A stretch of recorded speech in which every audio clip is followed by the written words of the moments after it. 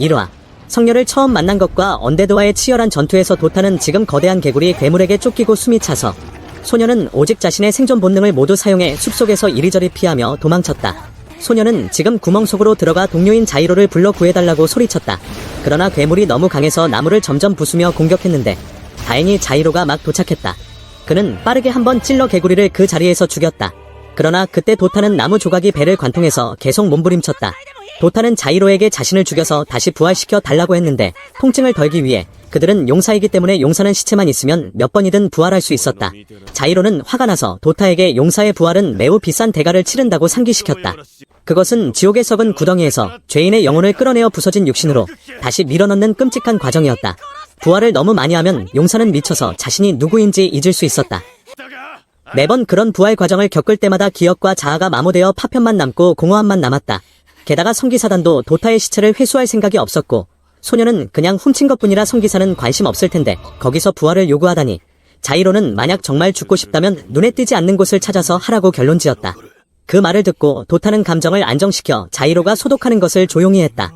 끝난 후 자이로는 도타에게 물건 훔치는 버릇을 바로 고치라고 요구했다. 자이로가 본부에서 받은 정보에 따르면 언데드는 거의 5만 마리인데 비해 피트는 겨우 몇백 명이었다. 이 숲은 곧 마왕 현상에 오염될 예정이고 자이로와 도타의 임무는 기사단의 후퇴를 지원하는 것이었다. 분명 증언이 없을 테니 매우 위험한 임무였다. 하지만 그들은 반드시 수행해야 했고 그렇지 않으면 목이 잘리는 처벌을 받을 것이었다. 그런데 도타는 별로 대수롭지 않게 생각했다.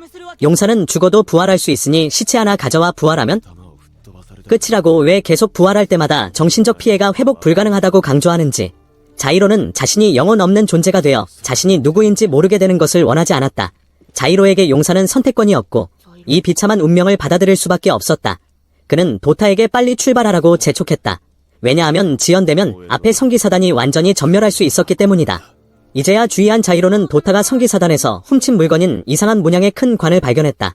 자이로는 화가 나서 왜 도타가 그런 괴상한 것을 훔쳤냐고 물었다. 도타는 당황해서 훔칠 때 눈 감고 아무거나 잡았다고 설명했다. 자이로는 도타가 정말 눈 감고 아무거나 하면 자신에게 화를 불러일으키고 자신도 연루될 것이라고 욕했다. 이게 관인지 아냐, 이건 언데드를 끌어들일 거라고. 자이로는 이제 진짜 화가 났다. 도타도 겁이 나서 연신 사과했다. 어쨌든 이미 늦었다. 그들은 호기심에 관을 열어보았는데 혹시 쓸모있는 게 있나 해서 그러나 부르니 이제야 드러났다. 안에 죽은 시체나 보물이 아니라 작은 체구의 아름다운 금발 소녀였다. 자이로는 외모를 보고 얼굴이 창백해졌다. 이건 인간이 아니고 성녀였다. 인류가 마왕에 대항하기 위해 만든 전쟁 무기 주변 생물을 감염시켜 언데드로 만드는 악랄한 존재였다. 그들은 큰 문제에 처했다. 성녀는 그들이 건드릴 수 있는 것이 아니었다. 도타는 놀라서 자신의 지식으로는 여신이 고래처럼 거대하거나 철덩이처럼 딱딱한 생물이라고 생각했다. 자이로는 설명했다.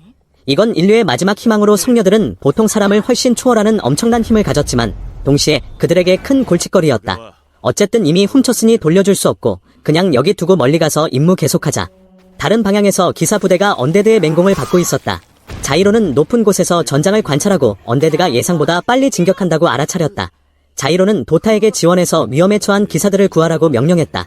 도타는 겁쟁이라 도망칠 생각뿐이었지만 그들이 상치 못한 일이 일어났다. 그들이 관을 연 행동이 우연히 여신을 깨웠다.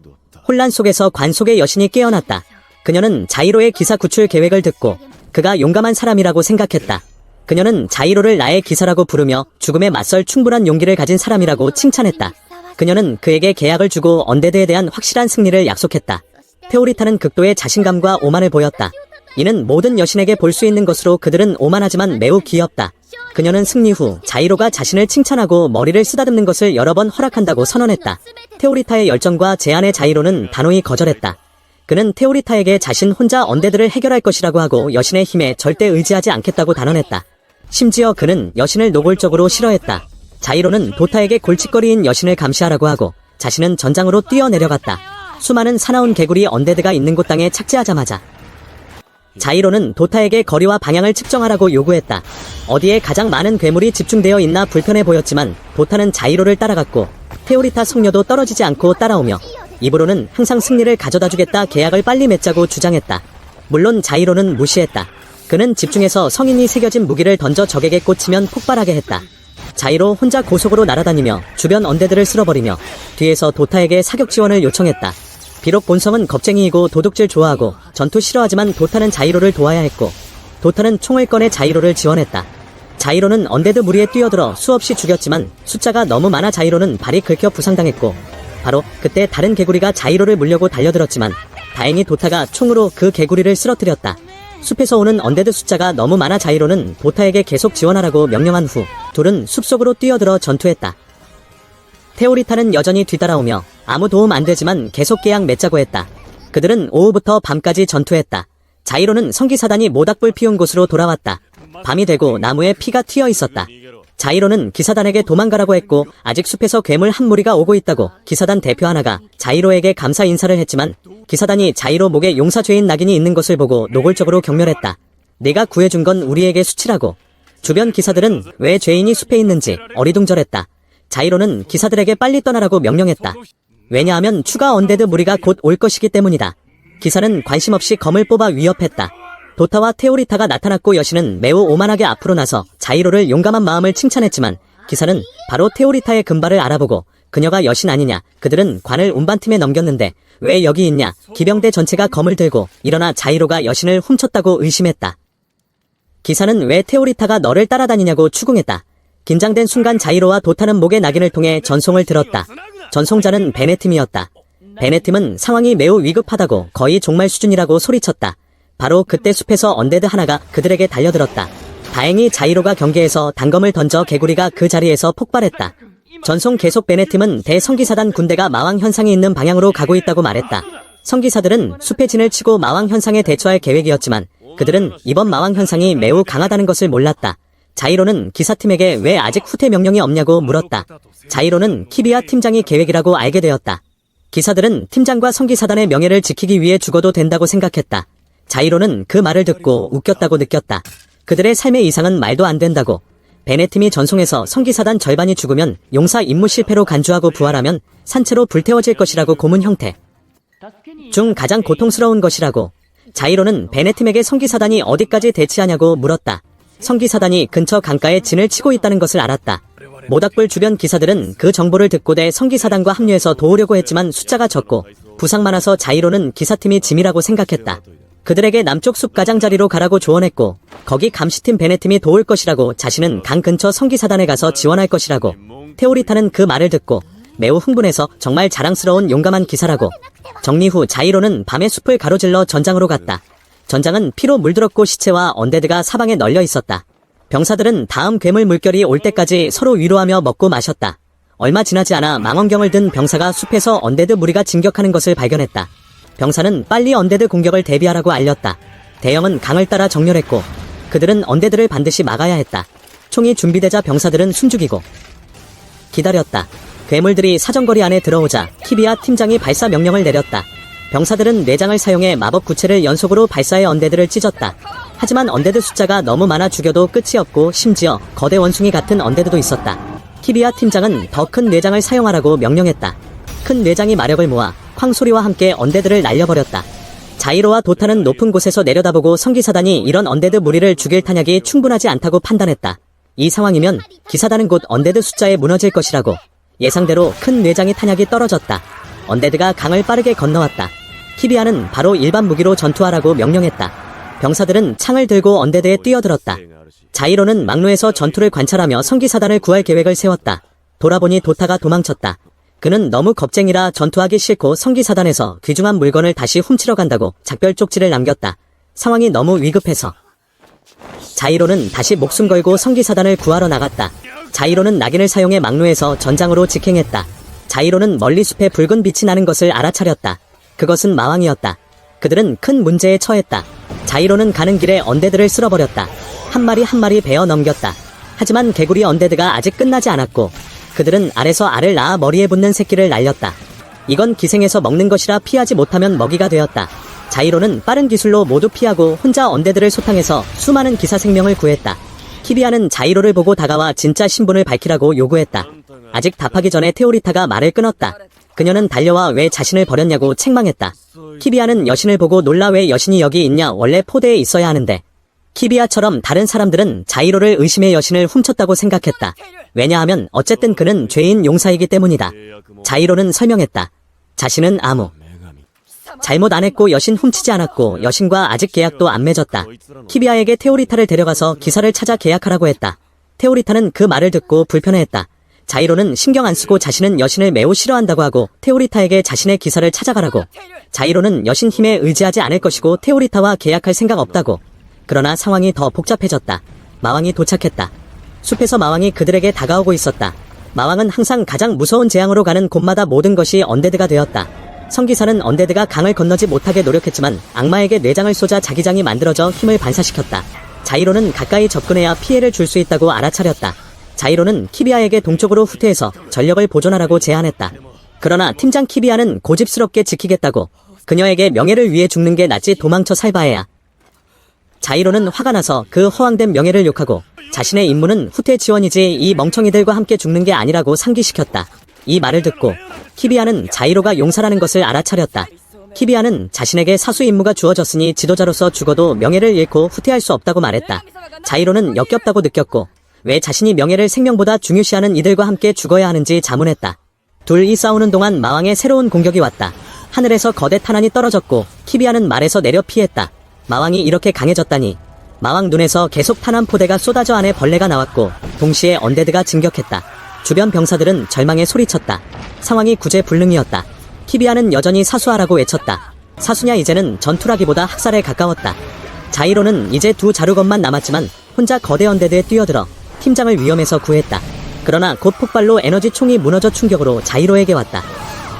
폭발 후 충격으로 자이로는 눈을 뜨고 테오리타가 고통스럽게 누워있는 것을 보았다. 그녀는 자이로에게 일어나 자신의 힘을 사용하라고 애원했다. 그렇지 않으면 모두 비참하게 죽을 것이라고. 자이로는 중상을 입었지만 여신에 의지하지 않겠다고 맹세했기 때문에 거부했다. 화가 나서 그는 키비아를 불러 그녀가 대신 여신과 계약하라고 소리쳤다. 그는 미친듯이 키비아를 찾았지만 키비아 소리는 안 들리고 주변 비명만 들렸다. 자이로가 더 망설이면 더 많은 병사가 죽을 것이라고 테오리타는 오직 자이로만 자신의 기사라고 단언했다. 그녀는 그가 더 많은 생명이 빼앗기는 것을 그냥 볼 수 있냐고 물었다. 그녀는 그가 여신 신분을 얼마나 싫어하던 승리를 가져다 주겠다고 약속했다. 자이로는 이제 방법이 없었고 자신의 이기심이 병사 생명에 영향을 주게 할 수 없었다. 그는 여신과 계약을 받아들였다. 왜냐하면 과거 다른 여신과 계약한 적 있어 방법을 알았기 때문이다. 자이로는 손을 베어 테오리타 앞에 내밀었다. 테오리타는 그에게 상응하는 대가를 바치고 자신이 위대한 존재이며 그녀의 기사에 어울린다고 맹세하라고 요구했다. 자이로는 빨리 하라고 재촉하고 마지못해 요구대로 맹세했다. 계약이 성립되고 자이로는 어두운 지역으로 떨어지는 것을 느꼈다. 자이로는 머릿속으로 이제 끝이야 내 인생 다시 엉망이 됐어 생각했다. 연결고리가 완성되고 자이로는 현실로 돌아왔고 둘의 의지가 하나가 되었다. 테오리타는 자이로에게 어떤 축복을 받고 싶냐고 물었다. 자이로는 모든 것을 화려하게 해서 여기서 언데드를 밀어낼 수 있게 하라고 말했다. 테오리타 눈에 수천 자루검이 빛났다. 순식간에 여신은 검의 비를 시전의 땅에 수많은 검이 떨어져 주변 언데드를 죽였다. 테오리타의 능력은 신검으로 자이로의 검 투척 기술에 매우 잘 맞았다. 일이 끝난 테오리타는 오만하게 자신의 위대한 힘에 대해 기사가 어떻게 생각하냐고 물었다. 동시에 그녀는 칭찬하고 머리 쓰다듬기를 허락했다. 하지만 작은 언데드는 죽었지만 큰 것은 여전히 살아남았다. 자이로는 칭찬이나 머리 쓰다듬을 시간 없었다. 눈아픈 남은 잔당을 청소하는 것. 자이로는 검으로 빠르게 남은 거대 괴물을 모두 죽였다. 다행히 키비아는 아직 살아있었다. 자이로는 이제 키비아 지휘관에게 잔당 소탕과 위험에 처한 부상자 구호에 집중하라고 명령했다. 물론 팀장은 죄인 같은 녀석이 명령할 수 있냐고. 자이로는 직설적으로 살고 싶으면 내가 말하는 대로 하라고. 자신은 여기서 죽을 생각 없고 무고한 사람들이 죽는 것을 보고 싶지 않다고. 자이로의 목표는 이제 마왕을 죽이는 것이라고. 그는 살아 돌아가면 모든 처벌이나 불만을 받아들이겠다고 약속했다. 테오리타는 그가 명예 때문에 행동하냐고 물었다. 자이로는 모두가 말하는 명예라는 단어를 비웃었다. 자이로에게 그것은 어리석은 것이라고. 지금은 살아남는 게 먼저, 명예는 나중이라고. 자이로는 테오리타를 안고 마왕이 떠있는 거대 마왕을 향해 뛰었다. 마왕은 소리치며 언데드를 불러 자이로와 여신을 포위했다. 자신의 기술로. 자이로는 테오리타를 아는 채 언데드와 싸웠다. 테오리타는 자이로가 괴물과 힘들어하는 것을 보고 함께 손쓰자고 했지만 번번이 자이로는 여신 힘을 안 썼다. 사실 그는 일부러 괴물을 더 많이 유인하고 있었고 여신이 너무 힘쓰지 않게 하려 했다. 왜냐하면 너무 힘쓰면 에너지 불꽃이 강해지지만 그들의 생명을 소모하기 때문이다. 자이로는 길을 열고 적의 포위망으로 직행했다. 테오리타는 계속 도우려고 했지만 자이로는 아직 때가 아니라고. 그는 때가 무르익기를 참을성 있게 기다렸다. 괴물이 그들을 완전히 포위했을 때 이것이 절호의 기회였다. 결정적 순간이 오자 자이로는 테오리타에게 검의 비를 빨리 소환해 길을 열라고 요구했다. 그녀는 흥분해서 검의 비를 소환해 땅의 괴물을 모두 소탕했다. 방해되는 언데드가 없는 넓은 길을 이용해 자이로는 테오리타에게 가장 강한 검을 소환하라고 했다. 테오리타는 빠르게 대검을 소환했고 자이로와 테오리타는 공중을 날아 대검을 마왕 몸에 꽂았다. 그 공격 후 둘은 여파로 아래로 튕겨졌다. 그 공격이 마왕을 죽일 만큼 강하다고 생각했지만 마왕은 아직 살아있었고 오히려 그 공격으로 화가 나서 회복하고 수많은 촉수를 소환해 자이로를 공격했다. 자이로는 테오리타를 보호하다 중상을 입었다. 이제 어떻게 그 괴물을 이기나 모르는 상황에서 갑자기 익숙한 그림자가 보였다. 그것은 도타였다. 그는 다시 물건 훔치고 돌아왔다. 다행히 도타가 훔친 것은 중요한 무기였다. 자이로는 그것이 출력 조정기 기반 카운터라는 것을 알아차렸다. 이것이 그들을 구할 것이라고 도타는 마침내 자신의 유용성을 보여주었다. 이 장치로 자이로는 결정적 일격을 더 날려 모든 것을 끝내기로 했다. 자이로는 스위치를 켜고 뛰어올라 그것을 마왕 몸에 붙였다. 자이로는 도타와 테오리타를 안고 폭발 전에 멀리 피했다. 마침내 거대 폭발이 일어나 마왕이 산산조각 났다. 마왕이 죽자 언데드도 도망쳤다. 자이로는 마왕을 몇 번 죽인 적 있지만 이렇게 어이없는 방식으로 끝난 것은 처음이라고 느꼈다. 이때 테오리타가 자이로에게 다가왔다. 그녀는 귀엽게 오만하게 자신 덕에 괴물이 패배했다고 시작했다.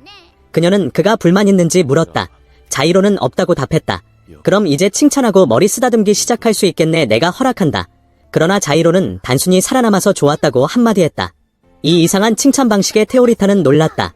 왜냐하면 그녀에게 살아남는 것은 당연한 것처럼 보였기 때문이다. 하지만 자이로는 그것만으로 충분하다고 단언했다. 테오리타는 자신 같은 여신이 이렇게 살아도 되냐고 물었다. 자이로는 모른다고. 그건 다른 사람이 결정할 일이 아니라고 답했다. 그 답변은 여신의 마음을 건드린 듯했다. 그녀는 미소 지으며 살아남는 것만으로 공을 세웠다면 자신이 큰 공을 세웠다고 자부했다. 테오리타는 더 많이 칭찬하고 더 머리 쓰다듬으라고 고집했다. 자이로는 어쩔 수 없이 테오리타 머리를 쓰다듬으려 했지만 과거 테오리타의 성녀 이미지가 떠올랐다. 그때 한 목소리가 끊었다. 키비아가 다가와 자이로와 도타를 불렀다. 그녀는 자이로를 대죄인이라고 비난했다.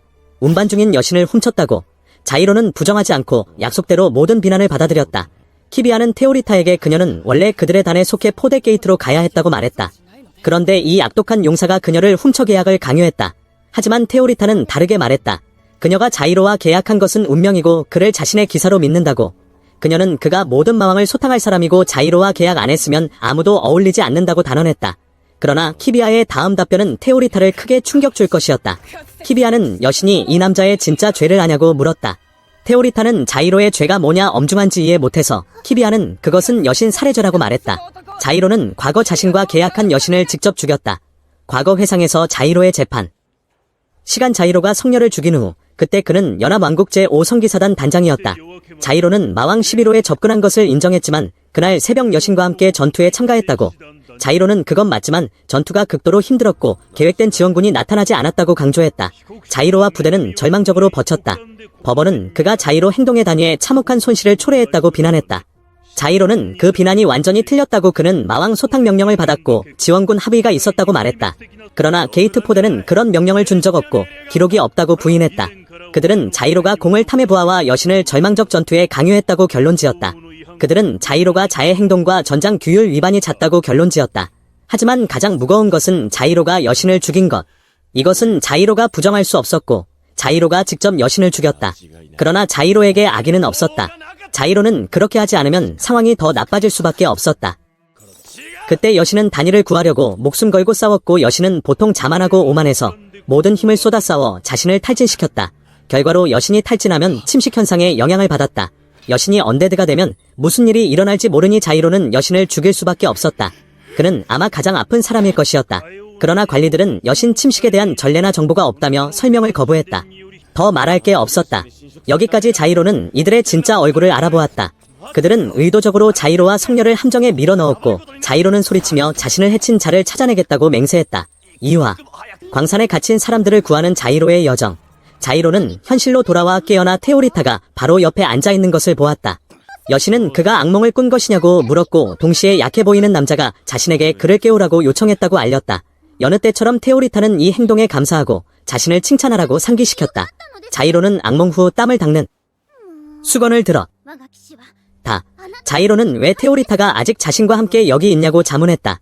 그녀는 자신의 죄에 대해 들었을 텐데 자신은 여신을 죽였고 그것은 용서할 수 없는 것인데 여신은 마왕 암인류의 희망인데. 그러나 테오리타는 매우 이해심이 많았다. 그녀는 방금 전투에서 자이로의 용감함을 보고 자이로에게 분명 이유가 있을 것이라고 믿었다. 그녀의 순진함에 자이로는 쓴웃음 지으며 냉혹한 사실을 단언했다. 어떤 이유든 자신이 여신을 살해한 것은 부정할 수 없다.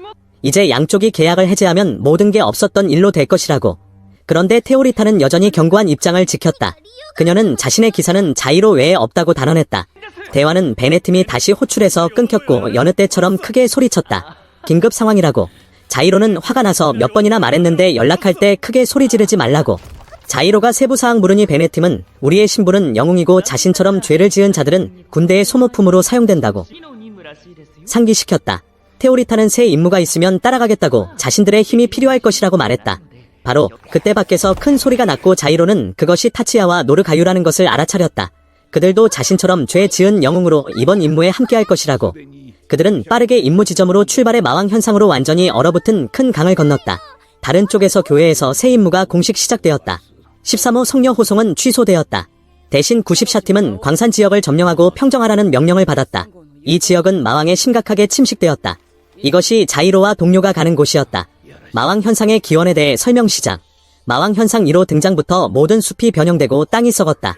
마왕이 횡행한 지난 20년 동안 인류는 거주 지역 절반을 잃었고 사람들은 사방으로 피난했고 교회는 이 피해를 어떤 대가로든 막아야 했다. 자이로와 동료의 영웅 부대는 광산이 있는 마을에 먼저 파견되었고 키비아 팀도 빨리 따라와 합류해야 했다. 밤에 자이로 그룹은 모닥불을 피우고 쉬었다. 노르가유는 환상증에 걸린 영웅으로 너무 많은 부활 후유증일 수 있고 왕처럼 명령했다. 하급자들은 내 명령을 들으라고. 그는 자신이 연합왕국의 왕이라고 믿었다. 테오리타는 그 말을 듣고 당황해서 왜 여기 왕이 있냐. 자이로는 노르가유는 실제로 대규모 공격을 일으켜 영토를 되찾으려 한전 테러범으로 영웅으로 선고받았다고 설명했다. 그럼 저쪽은? 자이로는 그는 타치야로 좀비처럼 보이지만 그렇게 보일 뿐 그는 영웅팀에서 가장 오래 있었다고 하지만 그는 너무 많은 부활로 인해 영혼 없는 좀비처럼 멍했다. 다음 날 아침 팀은 마침내 광산 채굴 마을에 도착했다. 풍경이 매우 슬프고 모두 낙담했다. 베네팀은 이렇게 계속되면 마을이 곧 마왕에 침식될 것이라고 판단했다. 이론상 주민은 대피해야 하지만 일부는 고집스럽게 버텼다. 그들의 친척이 광산 안에 있어서 그냥 갈 수 없었다. 자이로는 지금 광산 도구 판매대에 가서 곡괭이 삽을 빌려 터널을 파려고 했지만 판매 여성은 차갑게 이제야 왔냐 이제 오면 너무 늦었을 거라고 말했다. 자이로는 이걸 결정할 수 없고 상급자가 배정해야 한다고. 가게에서 나오자 자이로는 금발 소녀를 만났다. 소녀는 떨며 자이로가 영웅이냐고 물었고 아버지가 광산에서 돌아오지 않았는데 오늘은 자신의 생일이라고 아버지는 생일에 돌아오겠다고 약속했는데 왜 오늘 아직 안 오냐고. 자이로는 무력감에 그냥 가며 이를 갈며 욕했다. 그런 눈으로 보지마. 베네팀은 나중에 광산에 대한 추가 정보를 제공했다. 이곳은 고품질 광물을 채굴하던 곳으로 인장용 도체로 중요하고 기업과 군대가 크게 투자했다. 하지만 지금 마왕에 점령되었다. 자이로는 가는 길에 테오리타에게 인장에 대해 설명했다. 군대가 신의 지혜라고 부르는 것 인류에게 주어진 것.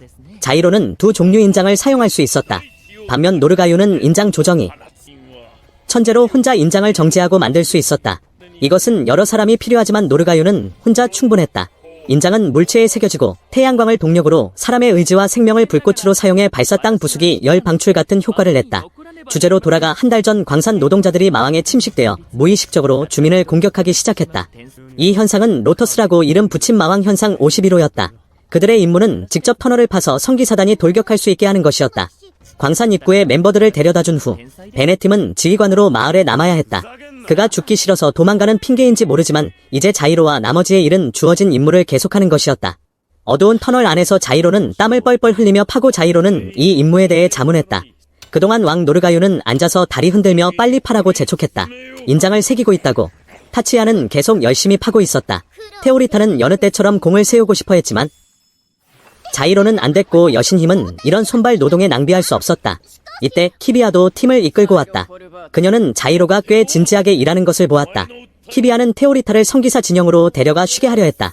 하지만 테오리타는 자신의 기사가 열심히 일하는 것을 봐야 한다고 말했다. 노르가유는 다시 권력 환상으로 키비아에게 명령하라고 해서 그녀도 어리둥절 작은 영웅이 자신에게 명령하고 왕이라고 환상까지. 자이로는 키비아가 있어서 이 광산 점령이 실제로 무의미하고 의심스러운 임무라고 물었다. 그냥 오염된 광산 봉쇄하면 되는데 왜 겨울 준비 시점에 이런 병력을 동원하나. 자이로는 군대나 사회에 무슨 음모가 있는지 의심했다. 사람들 테오리타를 뭘 하려는 거냐. 키비아는 여느 때처럼 아무것도 밝히지 않고 자이로에게 임무 계속하라고 요구했다. 자이로와 팀은 계속 일에 몰두했다.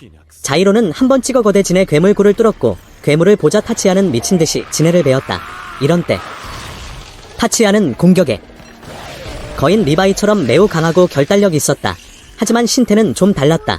그들은 이렇게 광산 깊숙이 계속 나아갔다. 노르가유는 모두에게 지금 뚫린 지점에 전초 기지 설립하라고 명령했다. 자이로는 철못을 받기 시작했고 테오리타가 너무 요구해서 자이로는 말뚝과 도구를 여신에게 주었다. 그녀가 한 손 거들게 노르가유는 그동안 스스로 방어 함정 시스템을 설치했다. 함정 테스트로 노르가유는 돌을 던져 함정 근처에 넣자 바로 위험하게 활성화되었다. 이렇게 모르는 사람이 들어가면 끝장이었다. 자이로는 이 함정 시스템이 너무 위험하고 아군에게도 해가 될 수 있다고 해서 최소한만 남기고 제거하라고 요구했다. 일하다가 자이로는 고기 구워 먹으려고 했지만 잘 익지 않아 왕 노르가유가 다시 불힘을 사용했지만 너무 강해 고기를 모두 태웠다. 테오리타는 그동안 요리 배웠다고 자랑하며 자이로에게 맛보라고 초대했다. 밥공기처럼 보였지만 테오리타는 매우 자랑스러웠고 팀 멤버들도 맛있게 먹는 듯했다. 광산 밖에서 갑자기 키비아가 긴급 구조 신호를 보냈다. 장면 전환. 키비아 쪽으로 봉인된 광산 입구가 깨졌고 마왕에 침식된 사람들이 미친듯이 기사들을 공격했다. 마왕의 타락 후 사람들은 거대하고 기괴해졌고 인간 부분이 없었다. 자이로와 동료는 빠르게 구원하러 갔지만 장면이 너무 참혹했다. 테오리타는 겁먹고 저 괴물들이 예전 인간이었냐고 말했다. 노르가요는 즉시 감염된 사람들을 공격해 기사들을 구하라고 명령했다. 타치야는 빠르게 수없이 쓰러뜨렸다. 자이로는 겁먹은 테오리타를 보고 그들은 모두 인간이었지만 이제 이렇게 변질되었다. 자이로는 현실을 보고 이렇게 변형되면 구할 방법이 없다고 판단했다. 그는 자신의 손으로 그들의 고통을 끝내야 한다고 결정했다. 전투는 치열했다. 아주 빠르게 괴물이 모두 소탕되었지만 이것은 그들 마음에 영원한 상처가 될 수 있었다. 이때 살아남은 광부 하나가 아직 수십 명의 노동자가 탈출 못해 갇혀있다고 알렸다.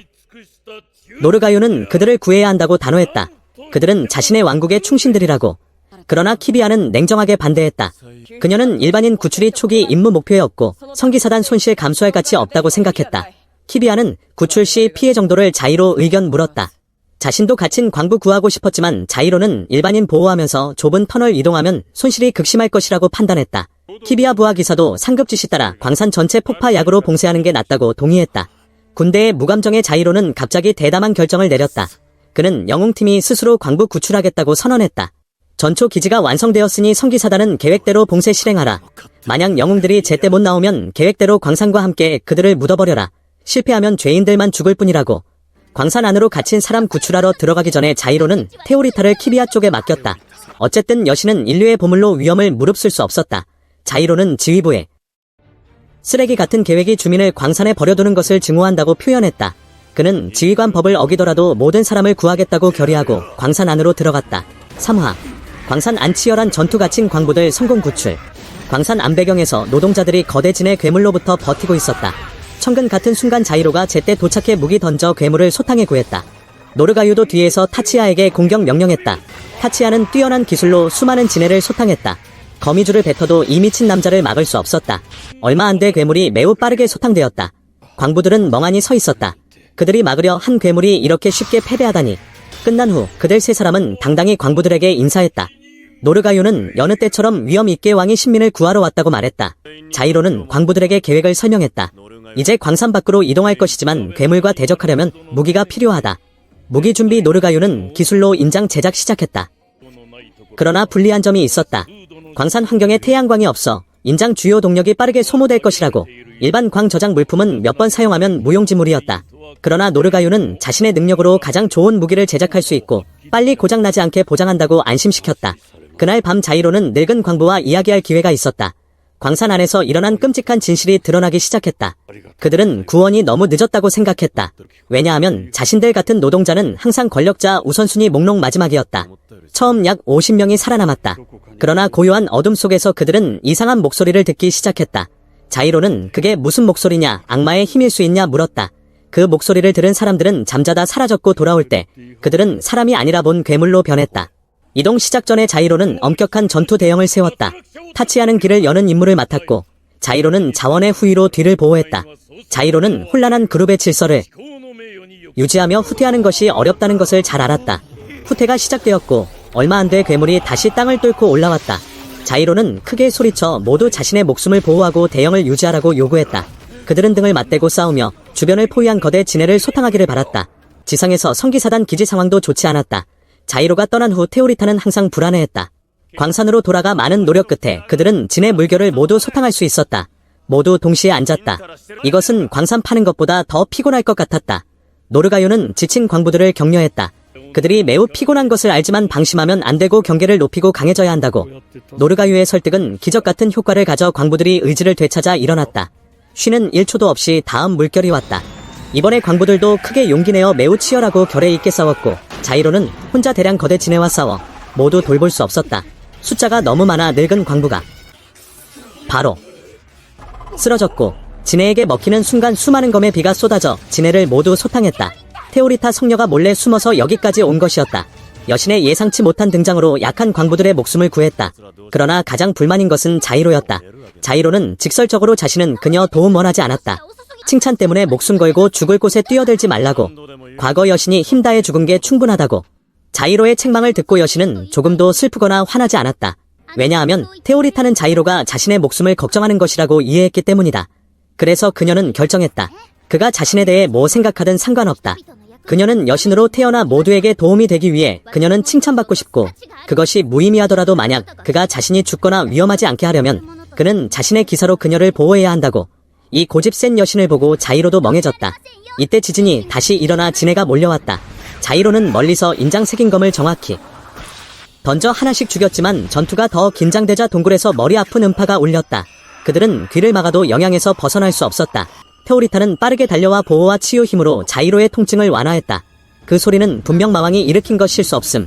작은 괴물 다 죽었으니 마왕도 드러날 때였다.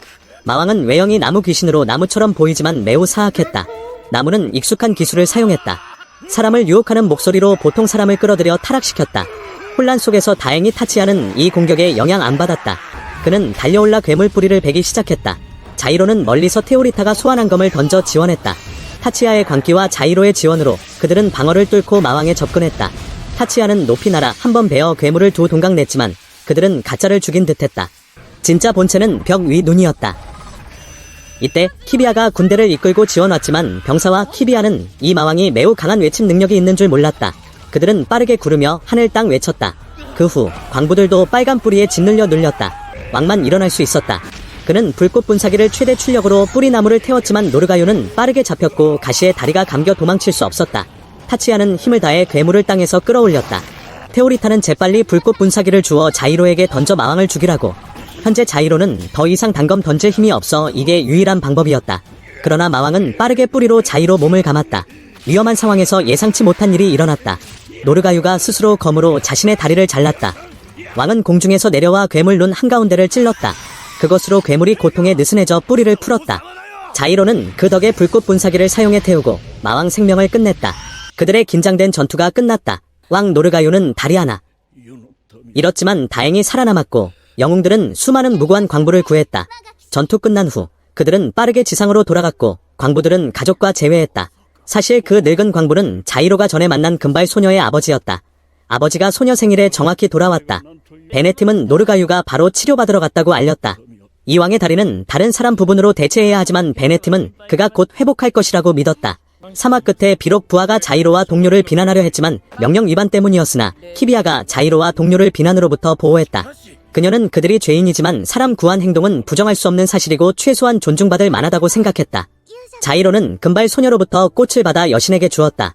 꽃은 테오리타가 받을 만한 칭찬과 격려의 말이었다. 어쨌든 그들의 여정은 아직 많은 어려움이 있을 것이다.